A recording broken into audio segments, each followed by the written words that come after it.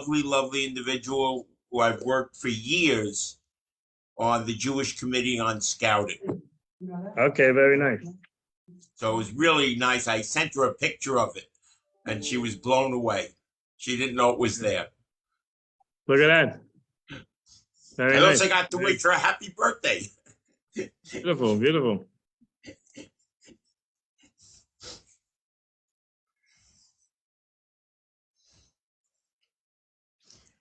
During COVID, her children in Silver Springs, Maryland, drove an RV. Taking my time. Okay, sorry. You'll give all the drushes later, okay? Later. It's a beautiful story, actually. I apologize. Let's roll.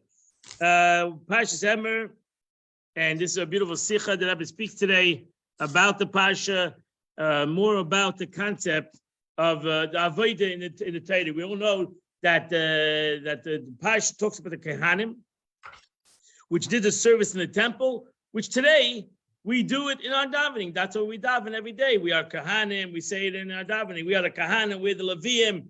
We're the Israelim. Our davening, in essence, encompasses all the above. So in the time of the Beis Hamikdash, they needed the Kehanim, they needed priests, they needed Leviim, Levites, and needed Jews. Today, I'm the Kohen, I'm the Levi, I'm the Yisrael. When I daven, it's a one-package deal. It's a one-package deal. I'm a Chaya. I got everything in one package, and that's the beauty of this kind of davening. So we'll talk about davening, about prayer, and where it stems from, and what's the importance of prayer. Just like the self-assured importance of a Kohen, a Levi, Yisrael, the importance of the Beis Hamikdash.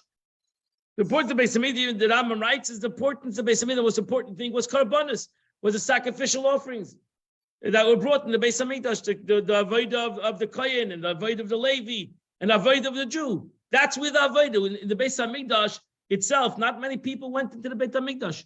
It was an extremely off-limits place, surely to a regular Jew. They never went to the Beis Hamikdash. If you're a regular Jew, you never got into the temple. There was no visiting days. You couldn't go into the temple. Finished. You couldn't go into, if you're a regular Jew, you couldn't go into the most of the temple. Even if you're a Levi, you couldn't get into the most of the temple. So you had to be a Kohen to get into the temple. But with the karbanos was done, with the sacrificial offerings were done, there was where the Jewish people were. There was the real action. It was outside. There was the real action. Where the sacrifice was done, there was Jews. Every Jew was there. And the truth is, every sacrifice, especially the sacrifice that was given every day, needed to be done. Kehanim, Leviim, Yisraelim, every Jew needed to be part of the service itself. And the Talmud itself was acquired by the Machzah Shekel that every single Jew gave. So it was really important that we all were part of the service in the Beis Hamikdash. Again, as I said, even though that in the Beis Hamikdash itself, there was only a secluded group that went into it. So let's start off this class. The class is about tefillah, about prayer. And Rabbi Yochanan said, he brings on the Gemara, page number 42 in your book, page number 42. That's where this class starts. So Rabbi Yochanan said, brings on the Gemara, Rabbi Yochanan said, Eizu ben Olam ha'aba, who is a man who will have the will to come? Is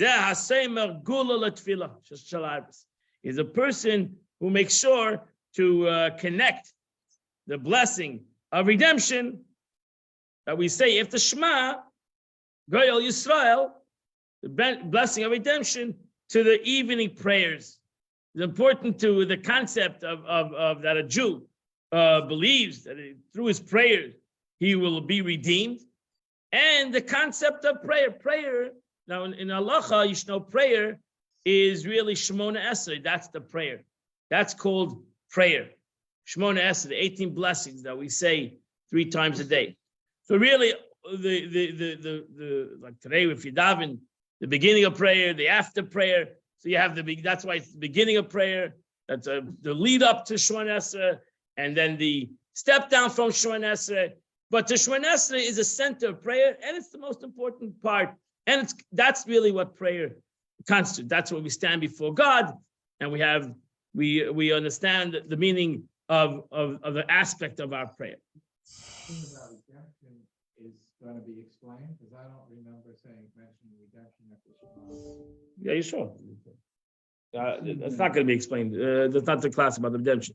You said in the morning you say the same thing.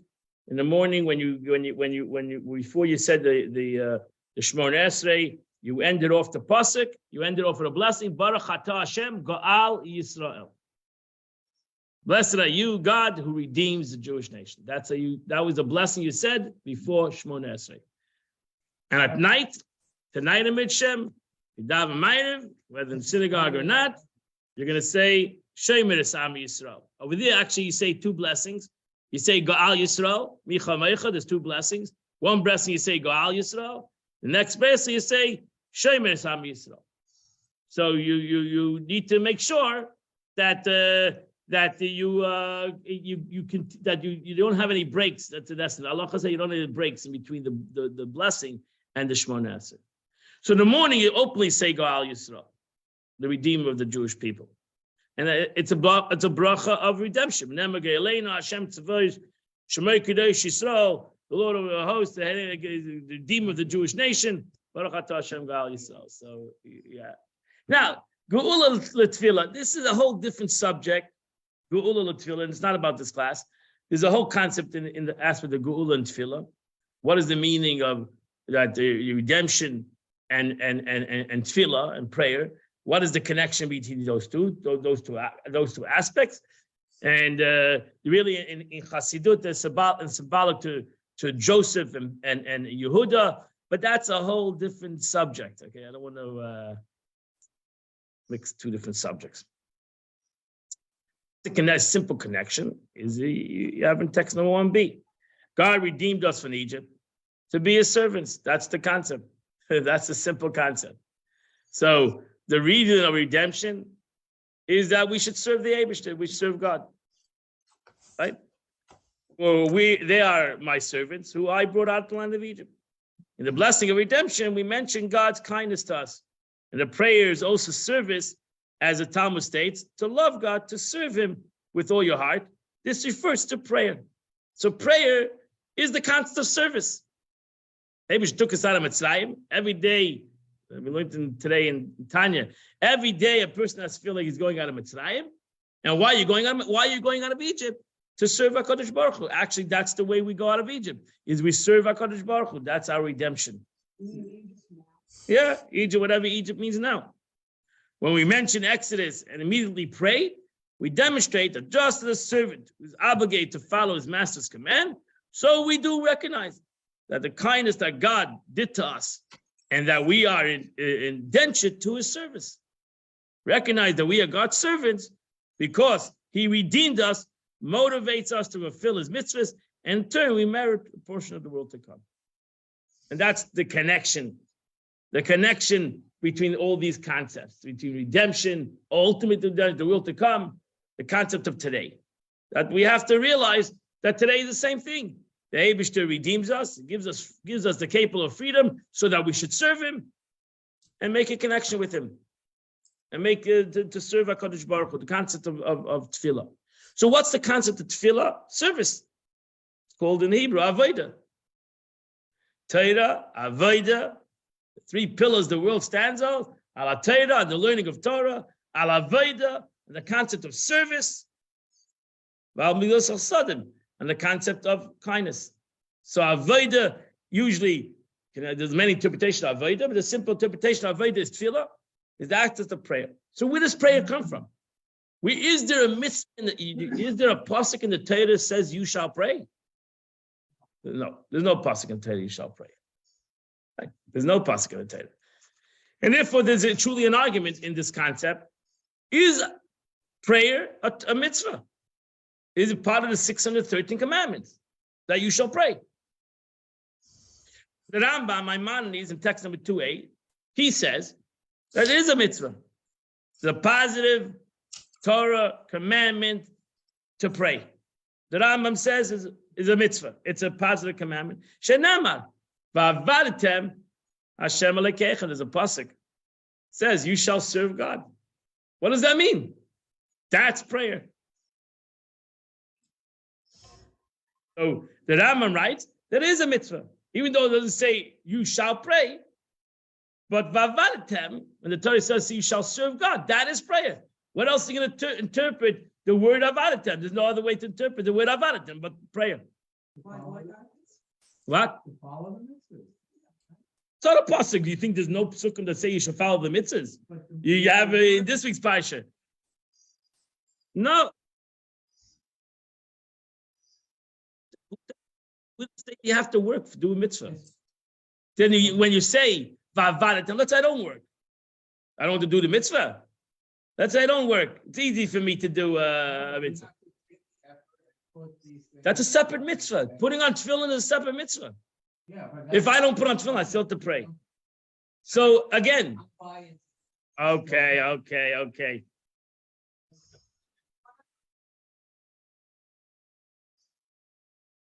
You can ask whatever you want.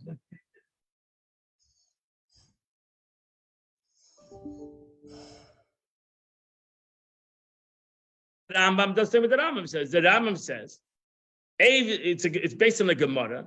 The Gemara says, Eza avoda, what would be considered avoda in the Torah would be tefillah.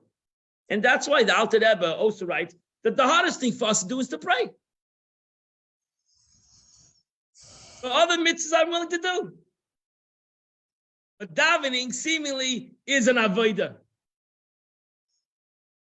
So to pray, because every other mitzvah, because it's an avoda that doesn't have a time per se.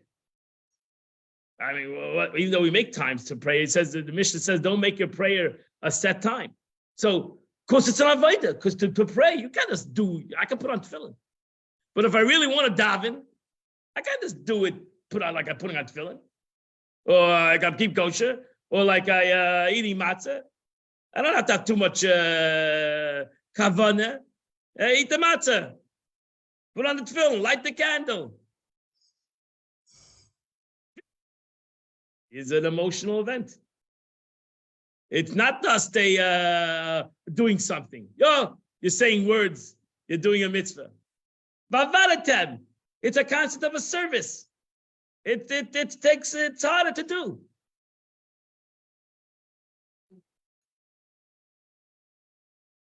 I'm talking about davening. I'm talking about prayer. Whether it's in your own words or the prayer with the chacham. We daven with the siddur. That's the way we daven. It's called the prayer book. We daven, even though you can daven your own words. We want to daven the words of the sages, not in the words, my own words. I don't want to use my own words. Again, I don't want to use my own words. I want to use the words of David HaMelech. You said it was the Shemona Esrei. Right. So that's the Shemona Esrei. And then, no, but we want the preparation to pray. It's prayer. Since prayer is so important, so we need to have a build up to prayer. And then we need to slow down from prayer. Because when you reach up to such a high level of so importance, the eighth, you're standing that you feel that on Shemona Esrei, you're talking nothing. So that surely can happen in 1 second. That takes 25 minutes. Then you need a lot of work. And then when you're up there, coming down is not that easy either. And you need to have a step down, etc. So that's why the morning prayer is a long prayer. Because it takes time. It takes time. It's an avodah. It's truly an avodah. It's not something that takes a minute. Correct. It's not something that takes a minute. So mitzvah tefillah, the Rabbi Aaron Halevi of Barcelona, he said the mitzvah of prayer is to pray and call out to God at any time of distress.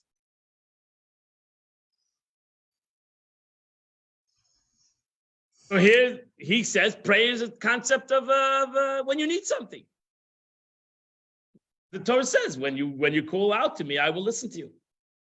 That's prayer. Prayer is a time of distress. Let's look at the next thing and pay text number 3. And you have a pasuk. The pasuk says, and it will be if you hearken to my commandments that I command you on this day to love the Lord your God and to serve him with all your heart and with all your soul. Service Service takes your heart and your soul. If you really want to serve God, then you need to serve God with your heart and your soul. You need to daven with your neshama. You need to daven with your heart, with Ava. If you really want to accomplish what prayer wants you to accomplish.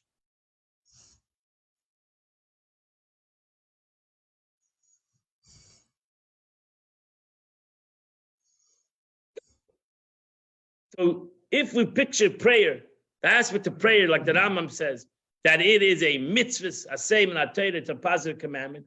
And the positive commandment of prayer is not like putting on tefillin. It's not like keeping kosher. There you have to, it's expressed through avodah, it's expressed through service, through dedication, from the dedication of the heart. And that's why in general, mitzvahs ain't tzricha kavana. In general, mitzvahs, you don't have intention. But prayer, you do. It's of a mitzvah. Because you need to pray, as the Torah says, with all your heart and with all your soul. So it's a whole different ball game. Nachmanides in text number 4a. Usually when the Rambam said A, Nachmanides said B. That was the relationship. So Nachmanides says the entire notion of prayer isn't a compulsory at all.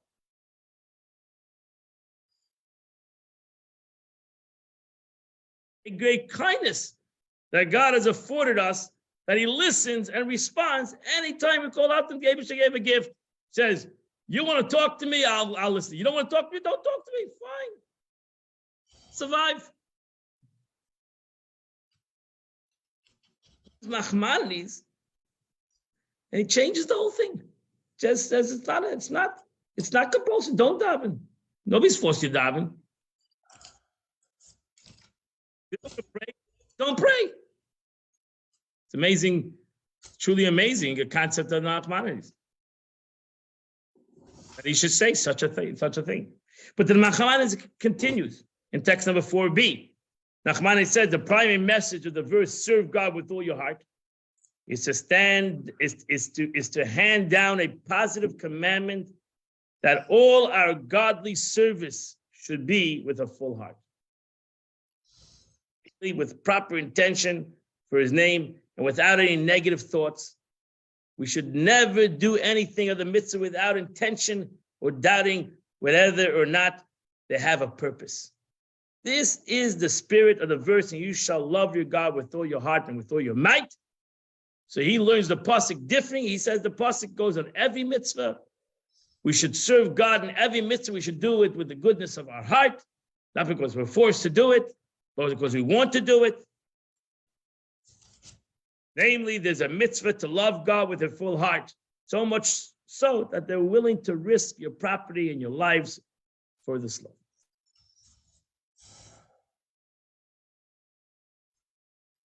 Why do you say that? Nachmanides say want to change. What's wrong? Why couldn't Nachmanides follow the Rambam? Nachmanides want to say that it's not a mitzvah. For what reason?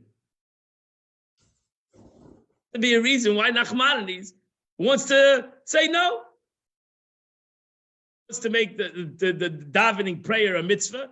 Comes Nachmanides and says, no, it's not a mitzvah. Why does Nachmanides bothered with following the Rambam's lead? There has to be a reason. It can't just be, oh, you say A, I say B.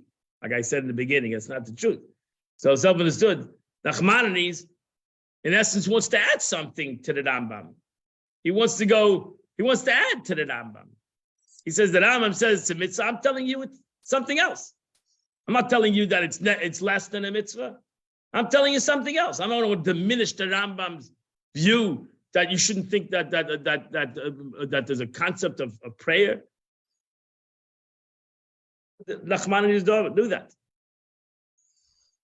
He, in essence, wants to tell us something more deeper, the Rebbe says. Let's look at the words of Sefer Ikrim, written by Rabbi Yosef Albo. He says as follows: it's only appropriate that everyone who believes in providence must believe that prayer will help them and save them from misfortune. If one does not pray in a time of trouble, it's either because they don't believe in providence, or because they don't believe in providence, or they don't believe, or they do believe in providence, but they doubt that God's ability to save them. Both of which are forms of disbelief.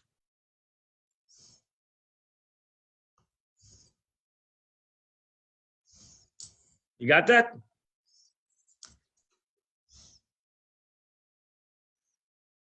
So prayer, so here it comes and says prayer, the concept of prayer is based on Amunas Hashem, is our belief in God. It's not just a mitzvah that we do. Prayer shows on really who we are.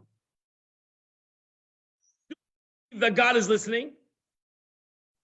Or if God's not listening, so who am I praying to?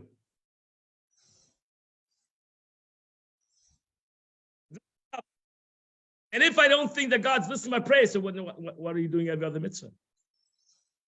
Doing any other mitzvah? What is accomplishing in every other mitzvah? So we have three concepts that every Jew has to believe in. God is all loving. He's all powerful. And he's all knowing. If you're missing one of these things, I said all loving. God is all loving, which is God is all good. God is all knowing, and he's all powerful. Loving. So what do I gain? That he knows and he's powerful. He's not loving. And if he's not knowing, what do you gain? That he's all loving and he's all powerful. He doesn't know what the heck is going on.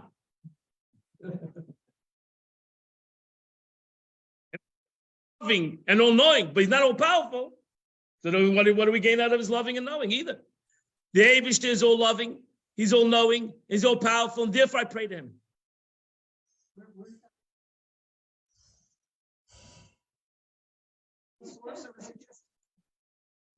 It's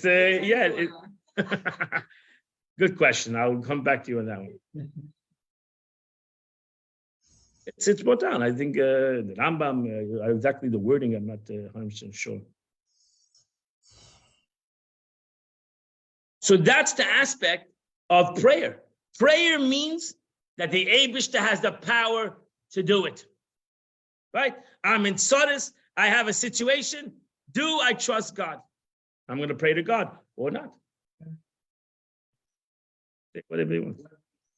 Say the Shema, we're defining Hashem as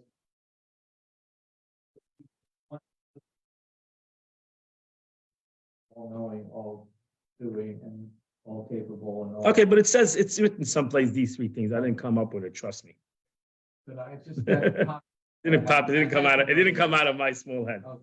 So, prayer. Look at text of the Rebbe, the Tzemach Tzedek says as follows: prayer is one of the foundations of our belief.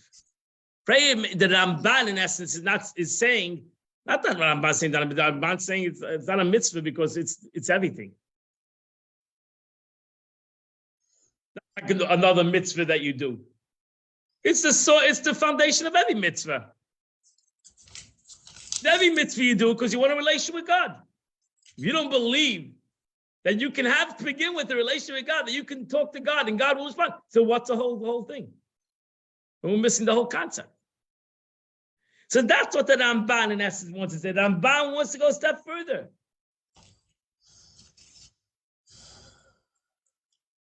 So prayer is one of, so therefore, truth is, daven or don't daven. If it's a mitzvah, so like I do any other mitzvah, I put on tefillin, I light candles, I don't know what I'm doing. It's a mitzvah. I did it. See where your imun is. Let's see where your faith is. You're going to daven, you're not going to daven. You're going to put your trust in God, you're not going to put your trust. Do whatever you want. You can't force upon somebody a emunah.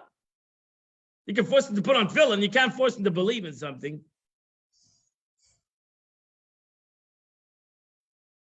So therefore, prayer shows a person's belief. In Hashgacha Pratis, prayer shows a person's belief in God. Does he have, when he prays, what does he think he's doing? Does he think he's talking to the walls? Or he's talking to God?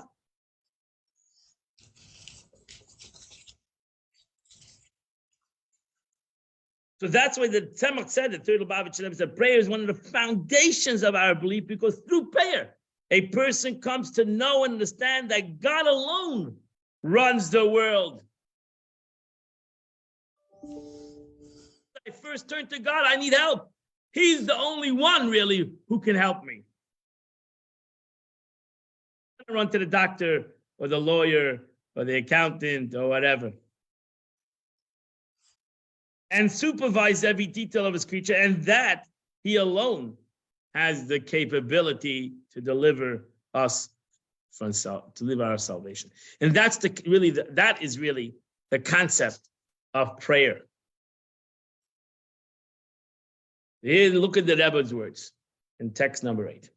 The Rebbe says, the mitzvah of prayer is unique from other mitzvahs. Even according to Rambam, why one must indeed verbally articulate words of prayer, that it's not the act of the mitzvah, rather it's to offer supplication, prayer to God every day. Supplications are things that are felt in a person's heart, not in action or even speech. Now it is true that all mitzvahs need to be performed with intention. And if one performs a mitzvah without intention, they are not discharged the Torah obligation. Still, this is only about the intention that must be incorporated into the mitzvah, but not the actual mitzvah itself. The mitzvah itself is a physical act. The intention is thus giving you the explanation of the physical act. So you have the mitzvah, putting on tefillin, and the intention is what my intention is. What am I trying to accomplish by putting on tefillin? The mitzvah itself is this physical act. The lighting of the candle is a physical act. Now, what is my intention in lighting a candle? Tefillah has no value without intention. That is the mitzvah. The mitzvah, the words are only there to create your intention.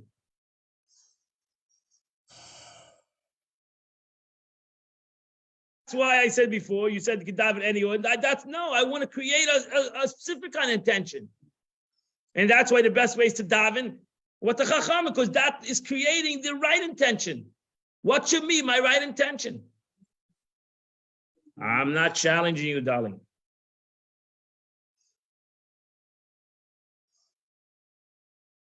It's important. That's why I think people should read the English of what the prayer is. I think a lot of people don't know what they're saying. Yeah, but still. And okay, but it's better than nothing. So go learn more deeper. But you should know what you're saying. You should know what listen, as I said, most of the prayers is Tillim or words of the Torah. So we should know what we're saying. Because the words are there only to create the intention.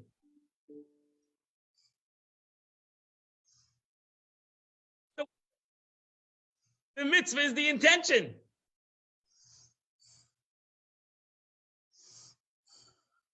It's a total opposite thing. In the other way, every other mitzvah, the mitzvah is the action, whatever the mitzvah is. And now there's a concept to have intention when you do an action. But it's the opposite. Conscious, when it comes to prayer, the act of the mitzvah is defined by the devotion and feeling of the heart. That is the whole mitzvah. The mitzvah is the service of the heart. And everybody agrees to that. The Rambam or the Naimanis or Nachmanis believe that the concept of prayer is Avodah Shebelev, is a service to God. Therefore, the Rambam says we have to create that mitzvah.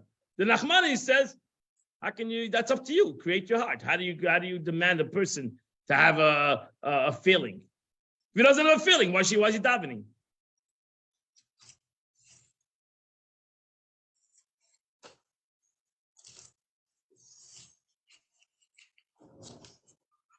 What is meant by the Maimonides? Maimonides also talks about this concept of intention by tefillah. And he says, Ketzira kavana, what is the proper intention when you go to pray? One should clear his mind from all thoughts and envision himself standing before the divine presence. Especially in Shemona Esrei, you stand before God.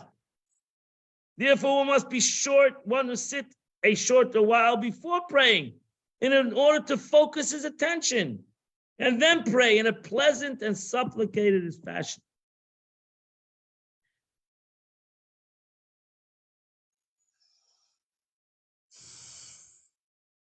That's why it says, the Gemara says, the Mishnah 9b, the original pious ones would wait an hour, then pray. They would learn for an hour. And then they would go and pray. In order to direct their hearts toward that, they should prepare themselves for prayer. Now you have a whole different picture of what truly prayer is. Prayer is the basic thread of everything that we do in life, especially in our Torah life. Because everything we do, every mitzvah we do should be done that way.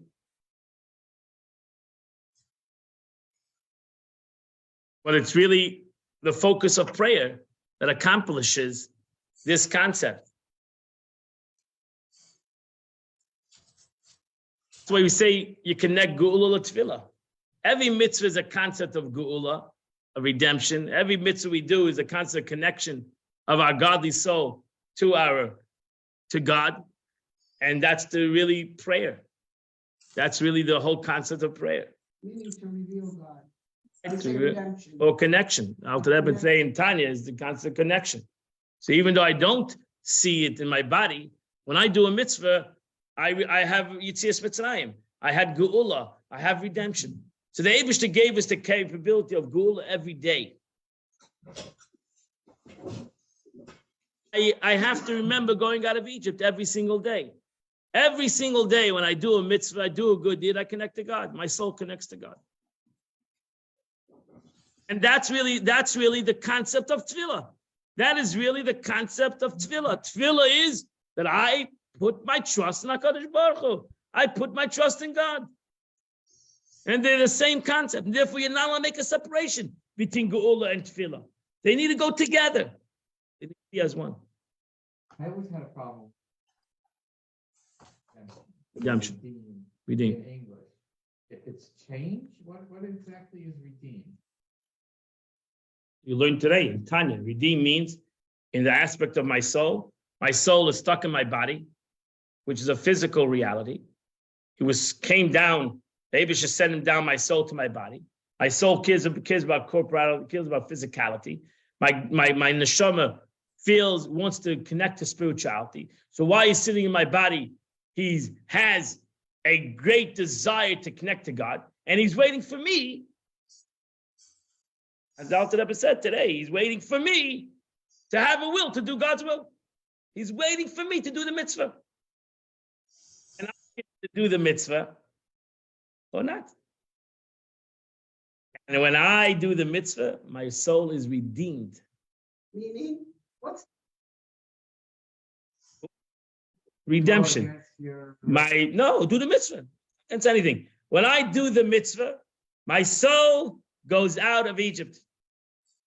My soul connects to what he wanted to connect to. The mitzvah connects my soul to its source. Whether I see it, whether I feel it, whether I have any joy for the mitzvah, that's why the Alter Rebbe said, you need to have rachmanas in your soul. You want to be in exile, gesundheit. That's your choice. But your soul didn't have a choice. So it's not. That's even greater. Ultimately, you go against your animalistic, be a redemption even of your animalistic soul. But the simple concept of Yetzias Mitzrayim, the Alter Rebbe said today, is when I do a mitzvah, I give my soul freedom. My soul freedom to connect to God, the more it will affect me, that I'll even give my body freedom. I will elevate my body. But that's a whole different picture. That's another concept. The concept of redemption every day. A person has to feel he's going out of Mitzrayim. Not every day you struggle with your animalistic soul. I mean, not every day you overcome your animalistic soul. So most of us don't have a redemption of our animalistic soul. But we surely have a redemption of our godly soul, that our godly soul is redeemed from exile every time we do a mitzvah. Every time we learn Torah. Right now, our godly soul is having the best time in his life. Our godly soul is enjoying every moment, and he's hoping that let him miss his plane. Let's keep on going. Let him miss his flight. Oh, and text number 10. When Avshnei Zalman the Alter Rebbe, founder of Chabad, neared his 20th year, he decided, with the consent of his wife, Rebbetzin Sterner, to travel to a center of Torah of learning. And so he decided that he's going to go. He got married 15 years old, Alter Rebbe. 15? Yeah. And he decided that he was going to go and sit and learn. He left his wife. He went away like for a year to go learn. This was with the consent of his wife. At that time in Vilna, there was two places of study. It was Vilna, the Vilna Gaon, and Mezrich. Mezrich was the Maggid of Mezrich. Alter Rebbe, the great Jewish capitals of Eastern Europe. Vilna was the seat of Rabbi Leo, the famed Gaon of Vilna. And the Mezrich was the hometown of the Maggid of Mezrich, who was the student of the Baal Shem Tov, the leader of the Hasidic movement. Related to Avshnei Zalman, I debated as to where to go. Where should I go? Should I go to Vilna or should I go to Mezrich? I knew that in Vilna was taught how to study. Over there, I can learn how to learn by the Vilna Gaon. I knew that in Vilna was how to study, and that in Mezrich, I would learn how to pray. To study, I was somewhat able, but prayer, I knew very little. So I decided I would go to Mezrich. I would learn how to pray. And he blessed me with making the right choice. I became a devoted disciple of our Rebbe. I became a devoted disciple of the Maggid of Mezrich. Upon my return to Vitebsk, so over a year later, I guided my students in the teachings of that's when the Alter Rebbe became a chassid. Alter Rebbe was called the Litvak.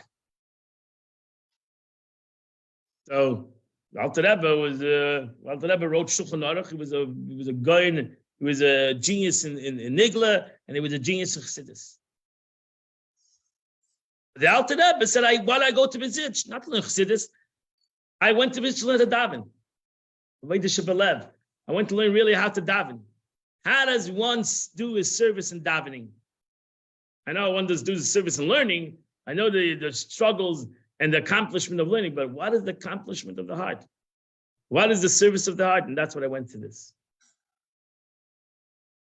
Therefore, the Rebbe says in text number 11, the first stage of a person's spiritual decline, heaven forbid, is a lack of effort when serving God in prayer. This the Rebbe says in Yom Yom. It all starts off with our disregard to prayer. Everything becomes parched and cold. Even the routine performance of mitzvah becomes burdensome because I don't know how to daven, because I don't know how to pray. One hurries through the observances, loses a taste of Torah study. The very atmosphere becomes more material-oriented, and it goes without saying that a person in such a state cannot positively influence others at all, and he's thus a stale, cold individual. And therefore, the Rebbe writes, what is the source of all this? Because I pashut don't know how to daven. I don't know how to pray. Or I don't understand the meaning of what I'm accomplishing in prayer.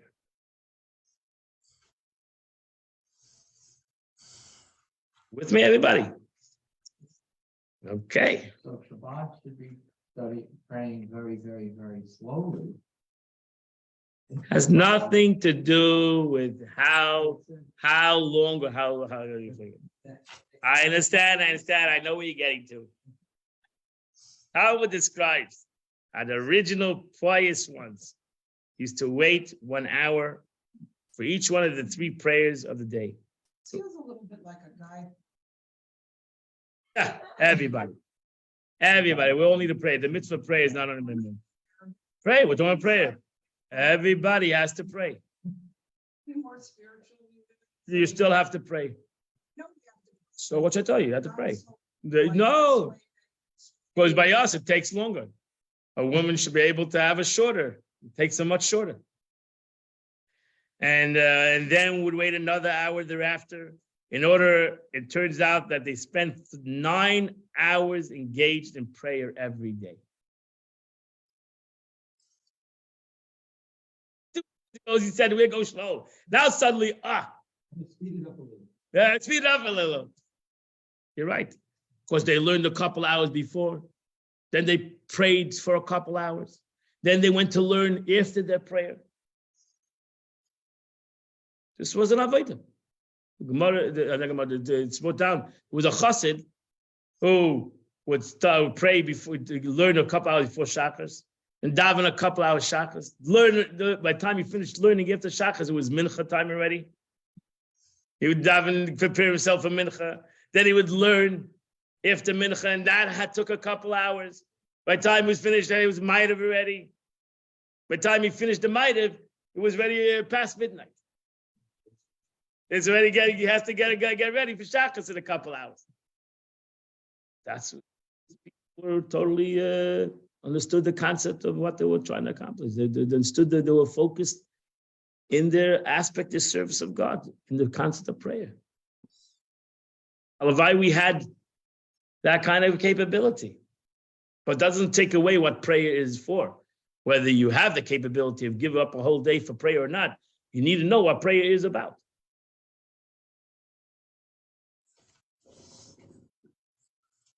Why were they not concerned with the time it took away from the Torah study, which is equivalent to all other mitzvahs?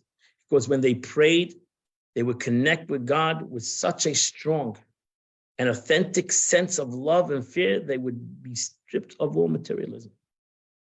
An authentic connection with God with such love and fear even greater the mitzvah to study and superseded it. As the verse states, the beginning of wisdom is the fear of God. Does that mean awe of God? Awe of God. I know you like the word fear. The Rebbe continues, I got to go. In so much, in text number 40, in text number 13, so much as every act of prayer is created through human work, it only makes sense that the primary change occurs in the person who prays. The principal idea of prayer is the notion that one stands as a servant before his master, for God himself. One ought to imagine themselves standing before God's presence, and then they become an entity that prays. The person clears out any distracting thoughts and pours out their heart to God.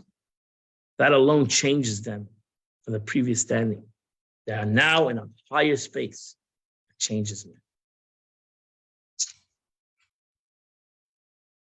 Therefore, you to realize that you have this 248 limbs in a body. What is the mitzvah? Which limb is prayer? Which limb is prayer?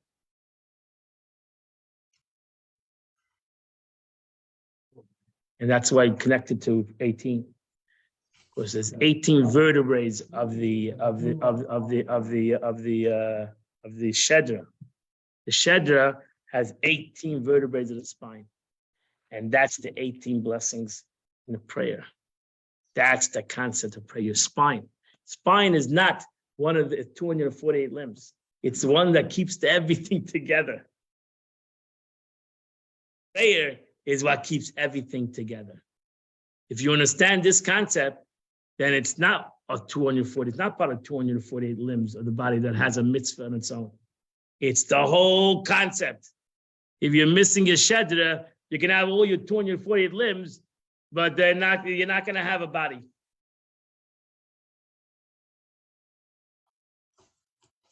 Ultimately, like you said, it doesn't mean over here, but ultimately, like you said, that ultimately the Torah says that the body stays, there's one part of the body that you cannot destroy, and that is the luz that's in part of the shedra.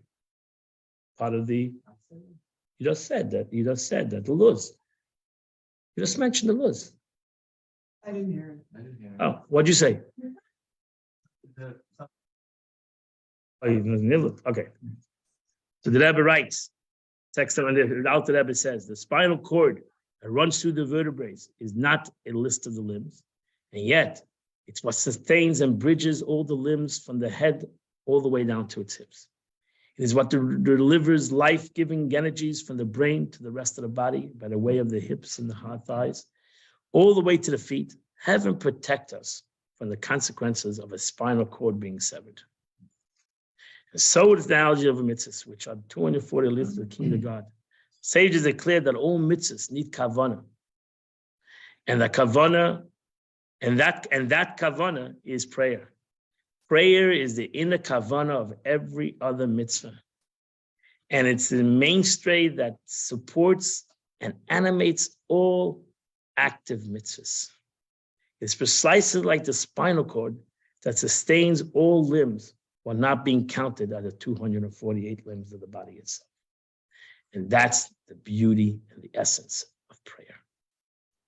Wish you all a wonderful, beautiful day. Closing down. Yes. Say a word on